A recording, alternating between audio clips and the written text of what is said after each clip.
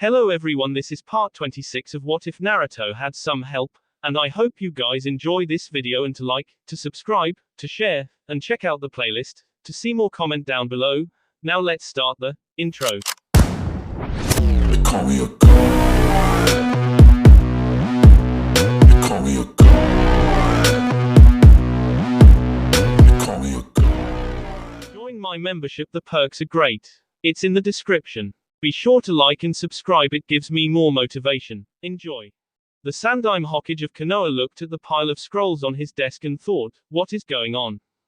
I've received messages from Iwa, Kumo, Suna, and Waterfall claiming that Madara Uchiha has ordered Akatsuki to begin attacking and destroying villages in their borders, claiming they want the Jinchurikis or they will destroy their countries one village at a time, and I've received reports of Orochimaru sending S-bombers to the leaders of Taki, Kuso, River Country and several others, demanding they pay tributes to him and his Sound Village or he will destroy them like he plans to destroy Konoha. A snicker at the window drew his attention as he saw Jiraiya standing there, and Sarutobi asked, "What's so funny, my student?" with an annoyed look on his face.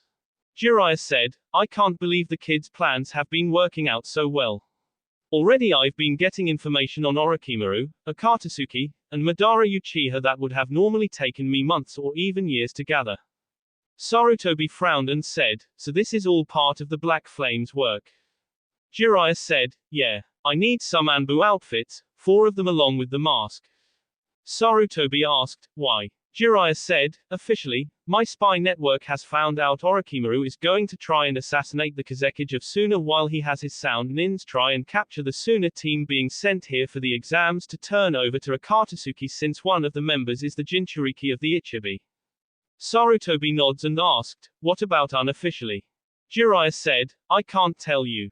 You can't have information that might slip. All I can say is that they seem to have a good grasp on what they need to do, and they are all solid chunin, with each specializing in one field or another." Sarutobi frowned and said, "Are they all alright though?" Jiraiya said, "The Black Flames have already expanded from the original members to a little over 300 members." Sarutobi eyes widened and asked, "What? How?" Jiraiya shook his head and said, "Naruto is definitely his father's son. He's able to motivate people to join him and believe in him like it was breathing." Sarutobi said, "I see. So what do you need the Anbu uniforms for?" Jiraiya looked outside and said, "I need a team to come with me to stop the attempted K-ping attempt on the Ichibi in a couple of days, and need them to K a couple of Sound Nins and bring their boss back." Sarutobi frowned and said, "And where are you getting the boss?" as he started piecing together the general idea of what is going on. Jiraiya said, "They have gotten the location of 4 of Orochimaru bases where he is training his army. Instead of all his ninja being located in one place, he has them spread out in different places. All 4 bases have been neutralized." Sarutobi looked out the window and said, "So they have stained their hands with blood, have they?" as an emotionless look crossed his face. Jiraiya said, "Yeah, makes you feel old." Sarutobi said, "Too old." Jiraiya pulled out a folder and said, "Add this to the bingo book. It will officially declare the missing nins of Konoha, along with Tsunade." Sarutobi closed his eyes and said, "Very well. Jiraiya, give Naruto his father's scroll." Jiraiya smirked and said, "I had planned on it. I'll come back in a couple of hours to get the uniforms. I got research to do," as he shushined away. Sarutobi thought, "There will a fire burn hotter in you all than any other I have seen, to forsake everything to protect Konoha. The Black Flames is truly a great name for you. In Rain Country." Madara Uchiha looked at the form of Zetsu and said, "Are you sure about all of this, Zetsu?"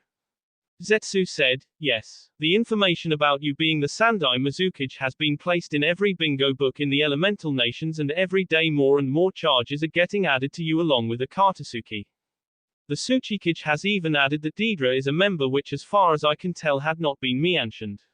There is also information that you were responsible for the QB attack on Konoha, that Orochimaru was a member of our group and has a secret alliance with us, as well as the fact we are actually targeting the Jinchurikis."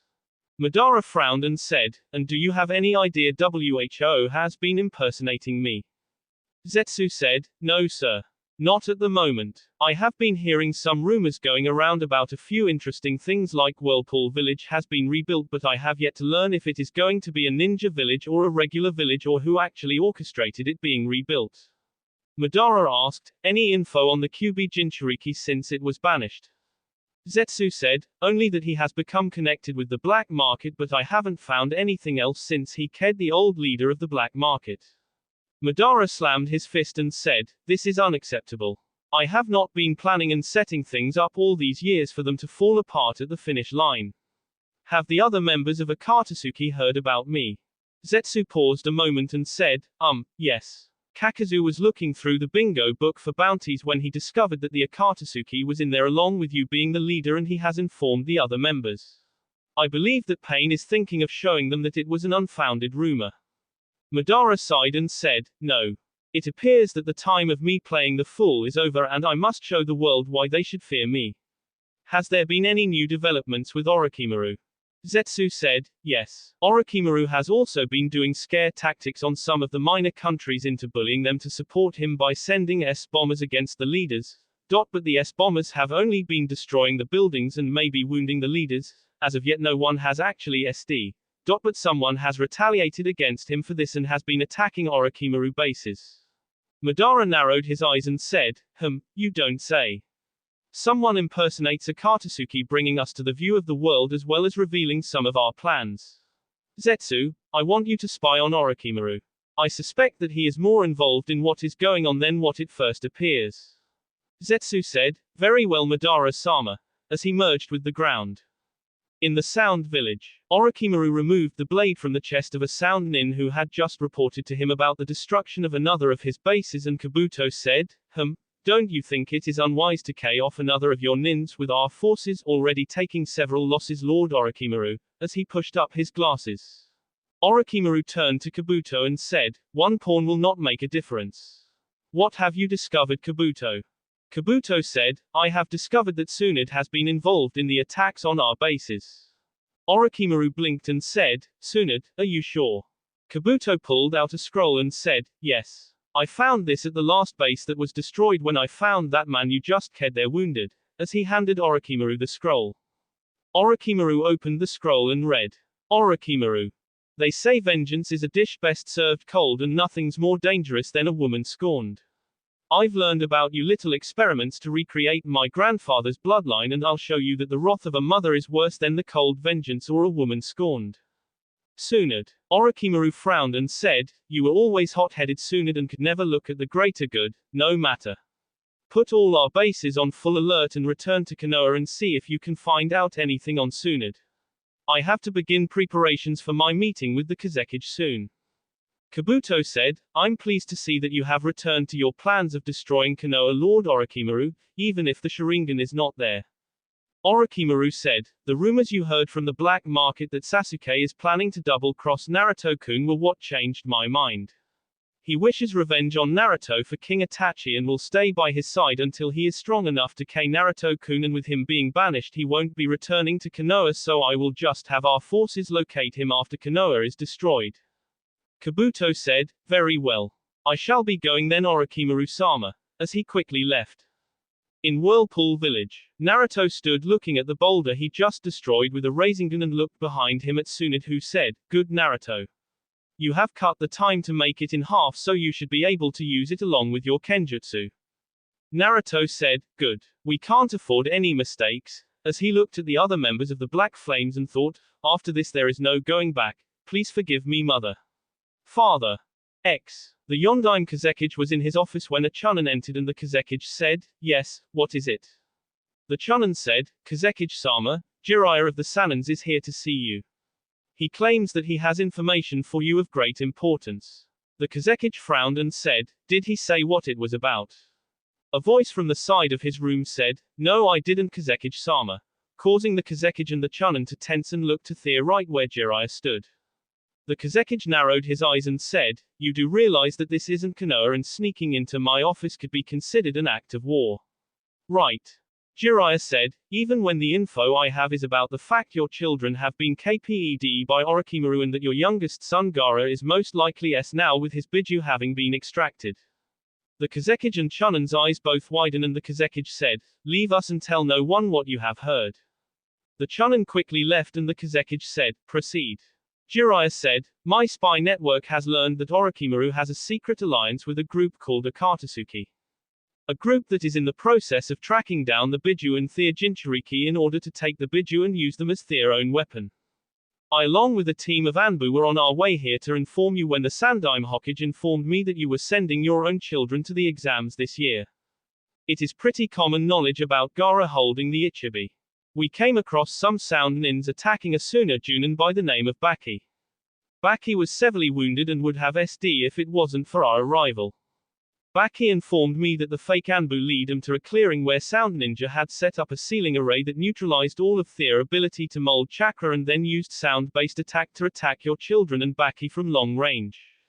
Baki fought as long as he could as did your children and they killed over a dozen Sound Nins including the fake Anbu, but he said that several snake summons took your children's body while he was fighting.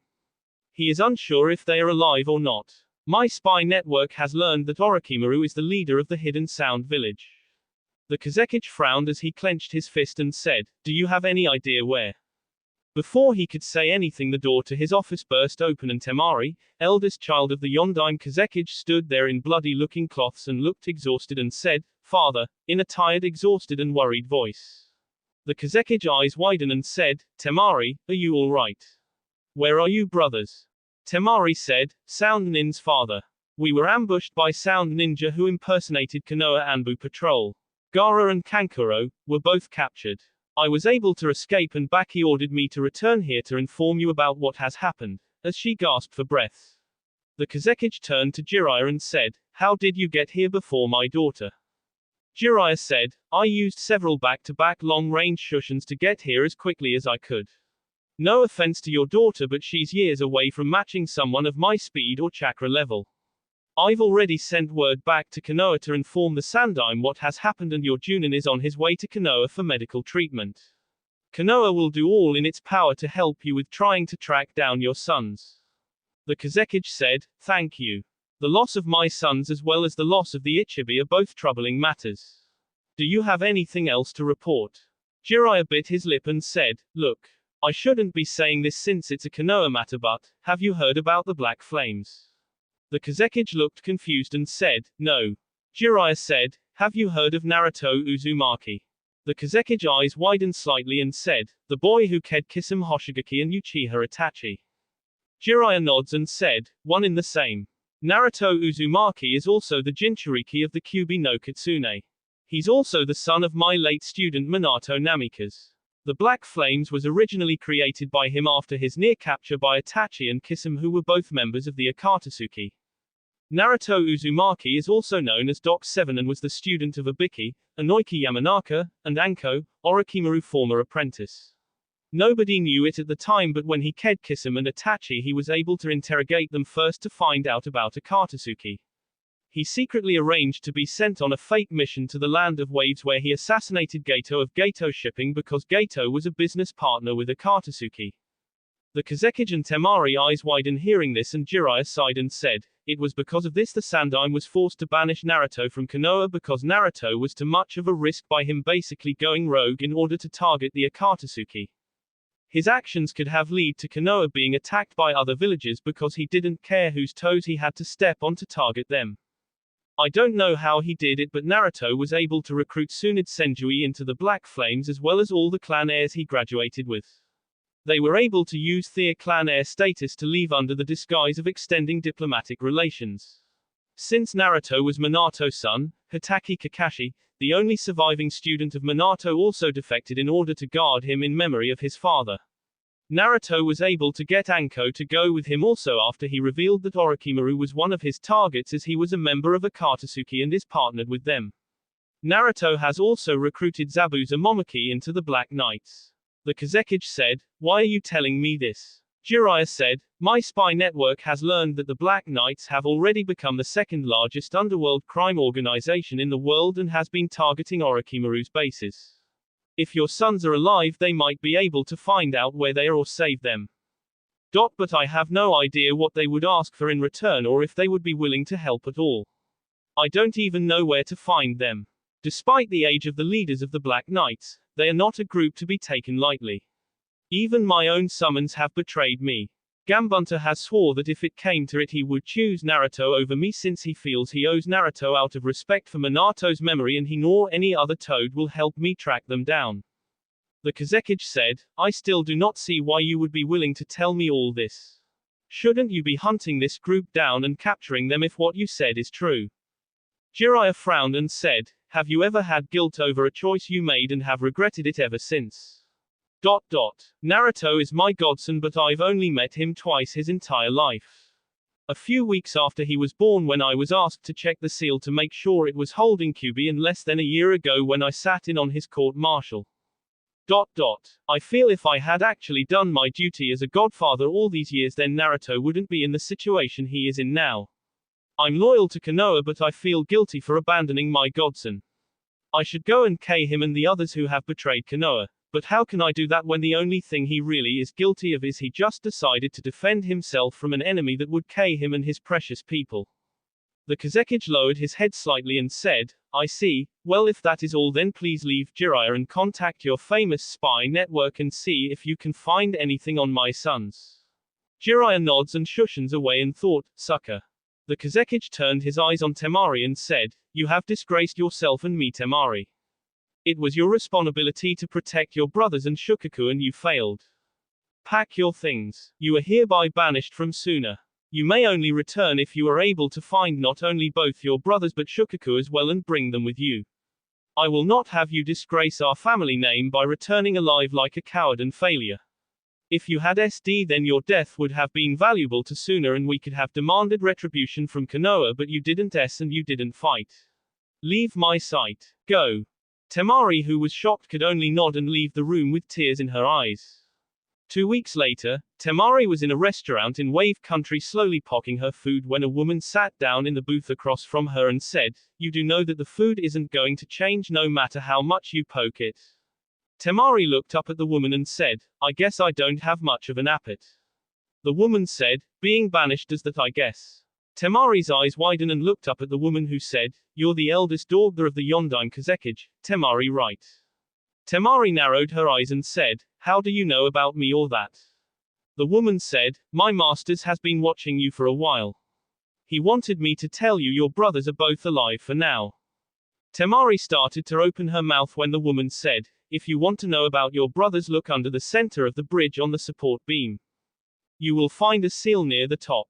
Send chakra into the seal and follow the directions on the scroll that pops out. The scroll is a map to a town. Inside that town is a brothel. You will change your clothes and looks to make it look like you want to work there.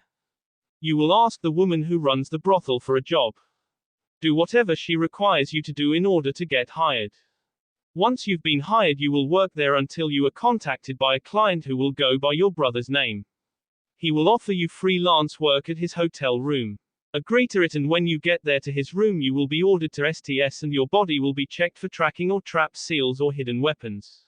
If none are found you will be given a change of cloths that don't have any hidden surprises. You will be taken to my masters. Temari said, how do I know this isn't a trap? The woman said, you don't. But what other option do you have? Your father's turned his back on you and your brothers are missing. You're all alone with no one and nothing to count on but yourself. You won't last long in this world like that. Your encounter with those sound ninja should tell you how outclassed you are. This is the big leagues, girl. It's fed or be fed. The question is, are you the bee or the one who's riding a bee? As she disappeared in a puff of smoke. Temari looked down at her food a moment before biting her lip and thought, what choice do I really have?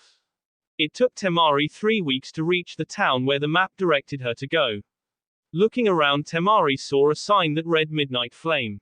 Seeing a sign listing adult entertainment, she frowned and thought, that looks like the place. I can't believe I am going to do this, but what choice do I have? Entering the Midnight Flame, Temari saw several tables with 1 or 2 people sitting at them and girls dressed in matching black sea-tail dresses sitting next to 2 men. A woman at the bar said, are you going to stay there all day, girl, or what? Temari bit her lip and walked over to the bar and said, I'm looking for work. The woman said, and you come here. Must be out of options. The boss is down the hall there at the end of the hall. Don't enter any of the other doors or you will be punished, as she motioned to the left. Temari saw the hall and said, thanks, as she moved down the hall and saw several doors along the way. Once she reached the end of the hall, she saw a sign that read office and took a deep breath before knocking. A few moments later, a male voice said, enter. Temari opened the door and walked in and saw a teenage male with a bucket hat on his head and a pair of red sunglasses on his face with a loose cotton shirt on, and the teen said, are you coming in or what? Hurry up and close the door either way, without looking up from the paperwork he was doing. Temari closed the door and said, hello, I'm.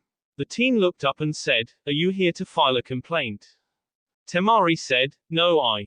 The teen said, then are you here to thank us for our service?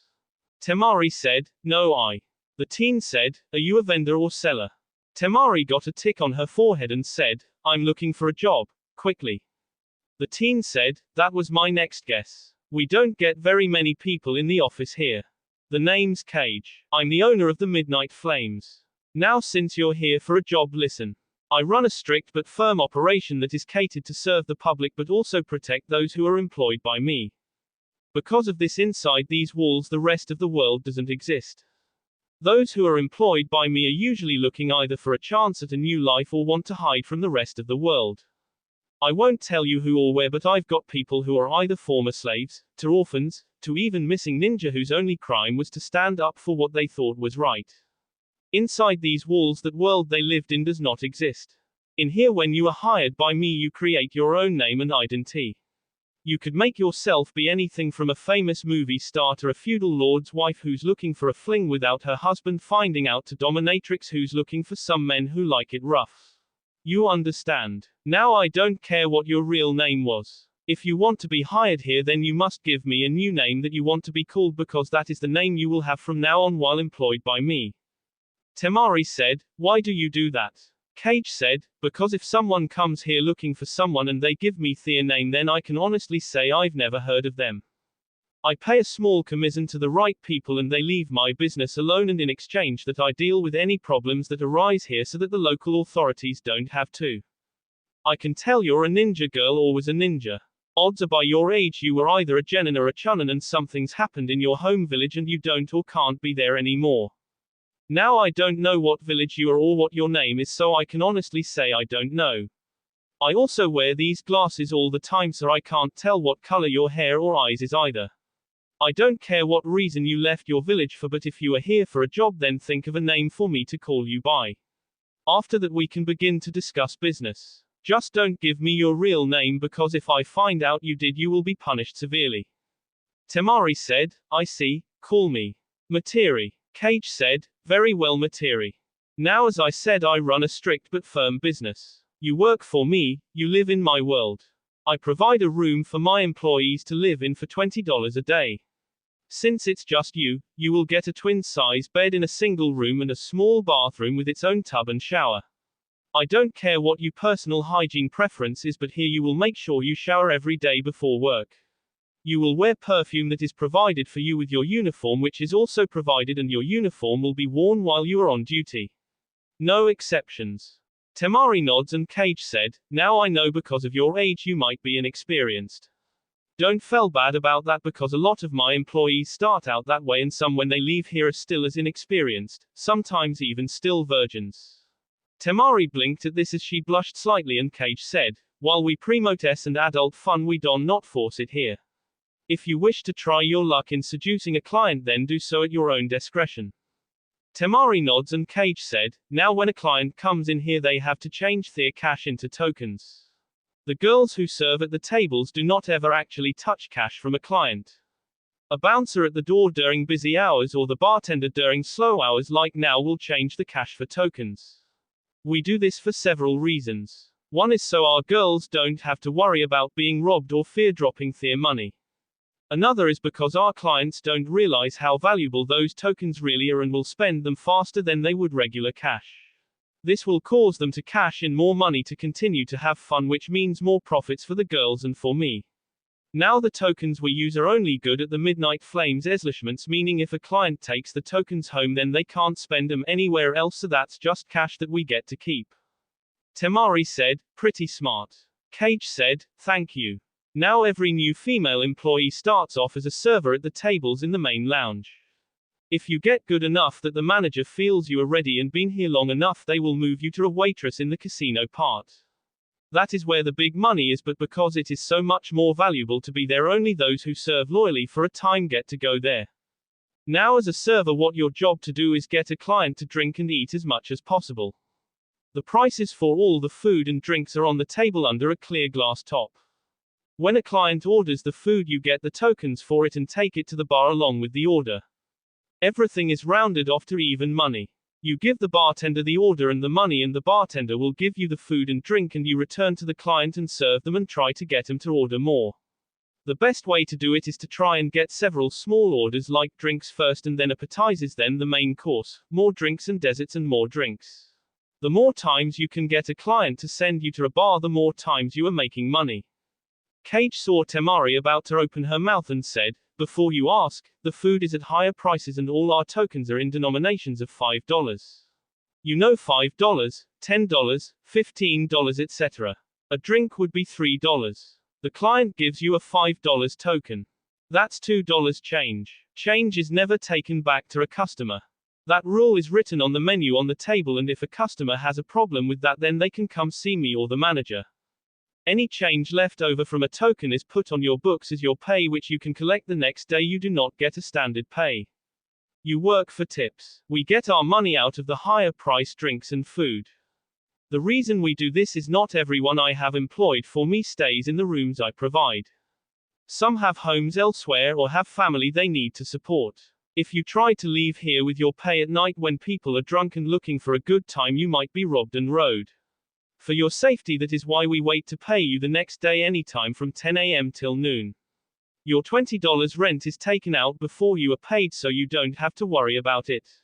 If you don't collect it, then it will just be added to your next night's books."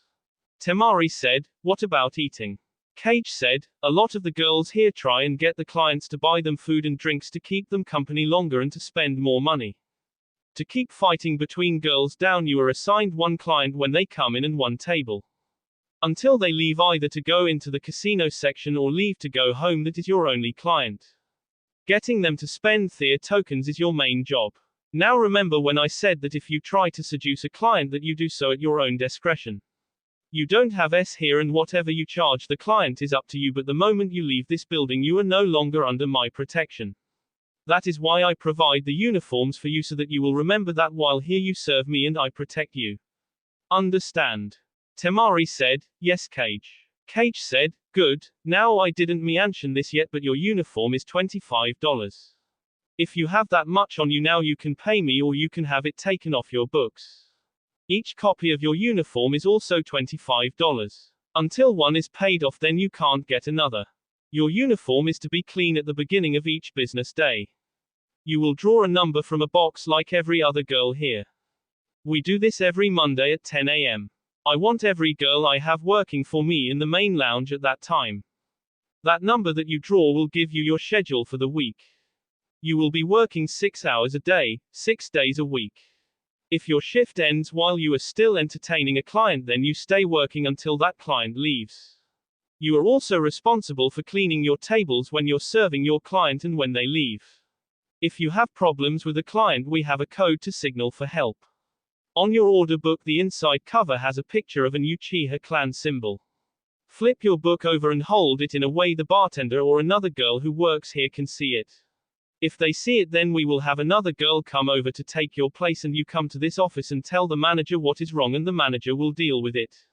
Now do you have any questions, Materi?" Temari shook her head no, and Cage said, "Good. Now I normally won't be here. My manager for this location has become pregnant and has decided to go on maternity leave to be with her husband and not stress herself out. Once I can get a replacement here, I'll probably be gone to another location. Since you missed the weekly drawing already, then you will have to take the leftovers on the rotations which the bartender will give you.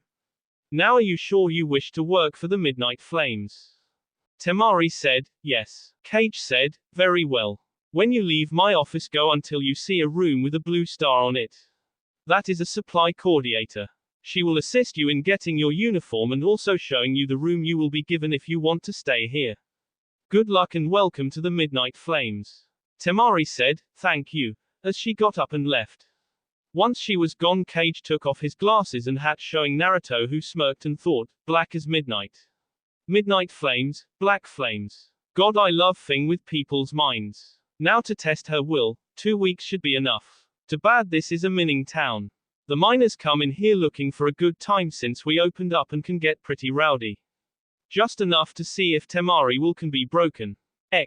That will be all for this video. Be sure to like, subscribe, share, and comment down below for more videos. Goodbye.